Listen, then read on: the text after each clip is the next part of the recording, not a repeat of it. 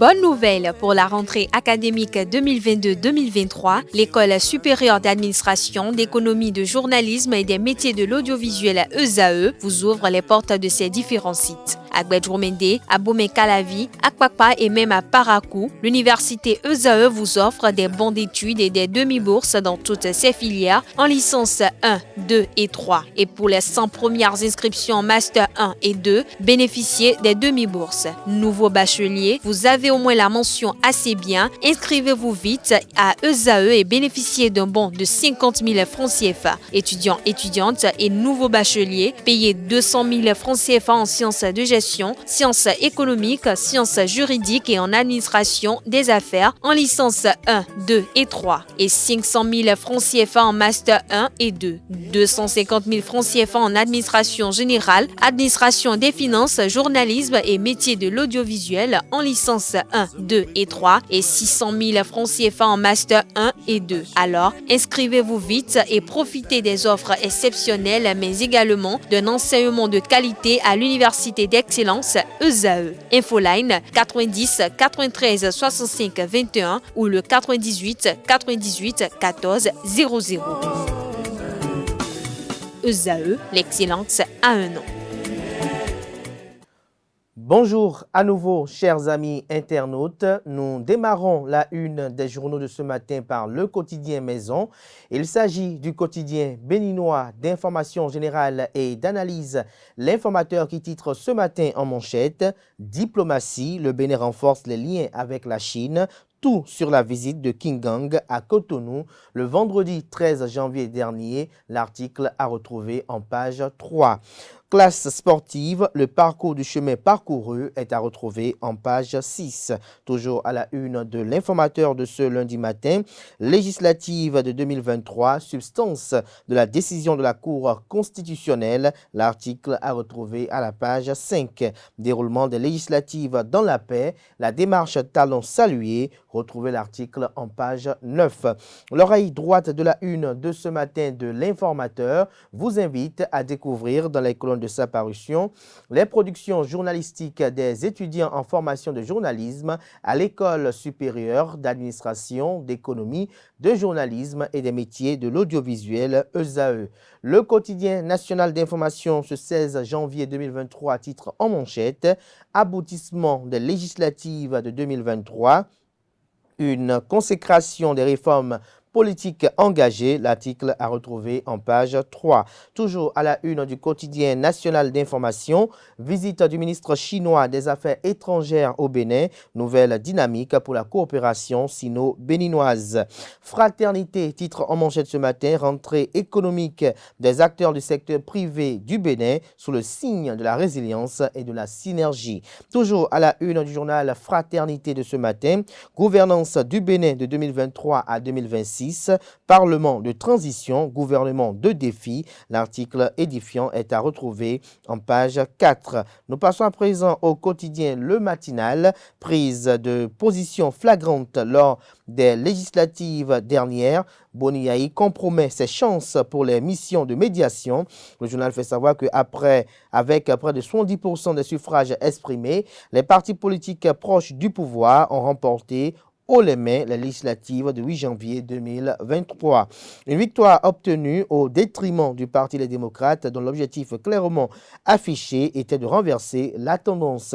L'un des grands perdants dans cette bataille est le président d'honneur Thomas Boniaï, pour qui cette élection était une passerelle pour se repositionner dans l'arène politique. Cette prise de position de l'ancien président béninois sur le théâtre des élections législatives au Bénin handicape ses chances d'être investi pour d'autres missions de médiation à l'avenir, estime le confrère. Retrouver la suite de son analyse à la page 2 de sa livraison de ce lundi matin. Visite du ministre chinois des Affaires étrangères au Bénin, une nouvelle dynamique insufflée à la coopération sino-béninoise.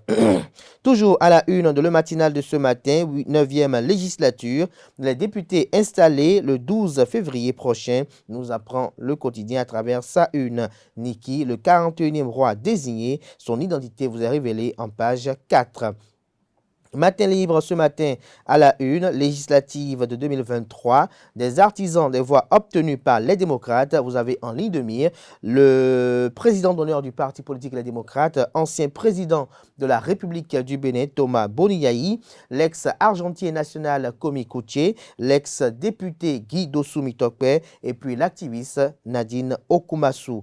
Toujours à la une de Matin libre de ce matin, à propos des sièges obtenus par les démocrates, Candide Armand-Marie Azanaï, le chiffre 28 n'est pas un hasard. Retrouvez son décryptage qu'il fait de ces élections législatives aux pages 2 et 3 de la livraison du jour du journal Matin Libre. L'oreille droite de la une de ce matin de Matin Libre véhicule le titre suivant.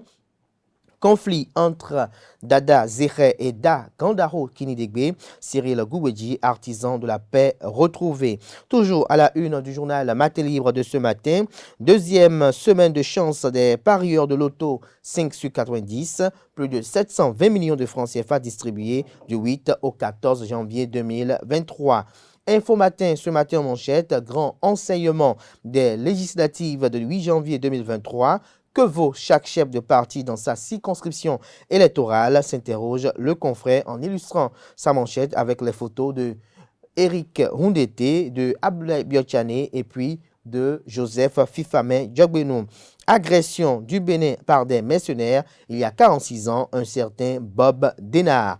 Le potentiel ce matin en manchette, résultat du scrutin législatif du 8 janvier, 3 partis politiques au Parlement, la réforme Talon en marche, l'article à retrouver à la page 3. Toujours à la une du journal Le Potentiel de ce matin, 4 sièges sur 4 pour l'UP Le Renouveau dans la 12e circonscription électorale. L'honorable Ernest Mendewanou, l'un des artisans d'une victoire exceptionnelle. Toujours à la une du journal Le Potentiel de ce matin, programme des classes sportives. Azvadomeki échange avec les encadreurs sportifs. Centre national hospitalier universitaire Hubert Kotoukomaga, CNHU HKM de Cotonou, et une nouvelle évasion après le Kabada, nous apprend la une de ce matin de Le Potentiel. La Nouvelle Tribune, élection législative de 2023. Le Parti du Renouveau démocratique PRD, grande attente, piètre résultat. Le journal fait savoir que quelques jours après la proclamation des résultats des élections législatives par la Cour constitutionnelle, c'est le temps des bilans à l'Union progressiste Le Renouveau. La contribution du Parti du Renouveau démocratique est scrutée avec assez d'attention. Et pour beaucoup, c'est une déception. Retrouvez l'intégralité de l'article à la page 3. Toujours à la une du journal La Nouvelle Tribune de ce matin, scrutin du 8 janvier, UP Le Renouveau parle des leçons à tirer. Nous passons à présent au journal Nord-Sud quotidien, FIP 2023, les attraits de la capitale révélés. L'autre Figaro titre ce matin à la une, participation fructueuse de l'opposition aux élections législatives. Les démocrates conservent une minorité de blocage au Parlement. La mouvance peut dire adieu à tout projet de révision constitutionnelle sans le peuple, estime le confrère. Le Progrès titre ce matin en manchette, 81 députés au parti de la mouvance présidentielle, la preuve que le peuple a plébiscité Patrice Talon. Le nouveau député installé le 12 février prochain, nous apprend également le confrère ce matin. Les 4 vérités ce matin à la une, Michel Alokpo, à propos des élections législatives de 2023, la démocratie béninoise est à nouveau en marche et il appelle la 9e législature à voter une loi contre la transhumance politique et une loi d'amnistie pour gracier les opposants en prison. Toujours à la une du même journal ce matin, législative de 2023 au Bénin, la Cour constitutionnelle confirme les chiffres de la Sénat, les députés de la 9e législature installés le 12 février à Porto Novo.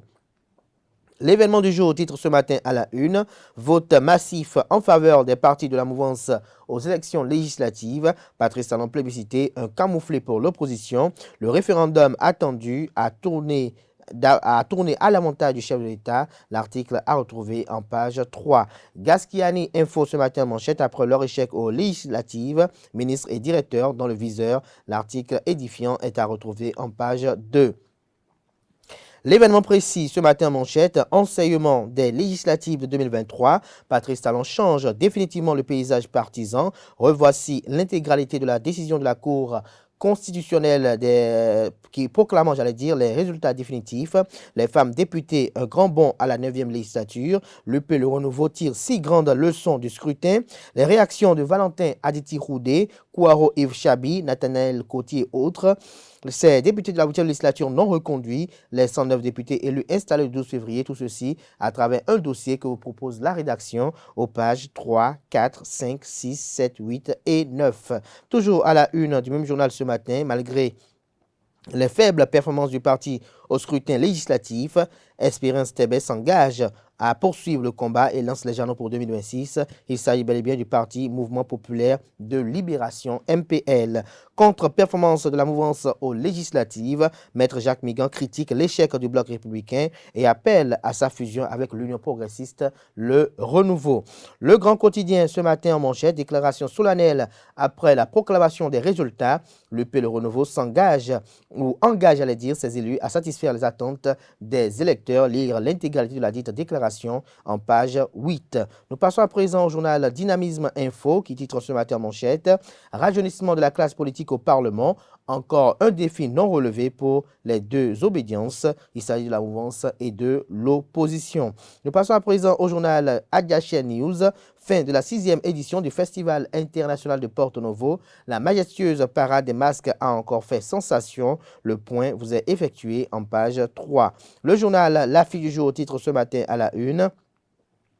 Cérémonie de clôture de la 6e édition du Festival international de Porto Novo. Charlemagne Coty gagne le pari de la professionnalisation du FIP 2023.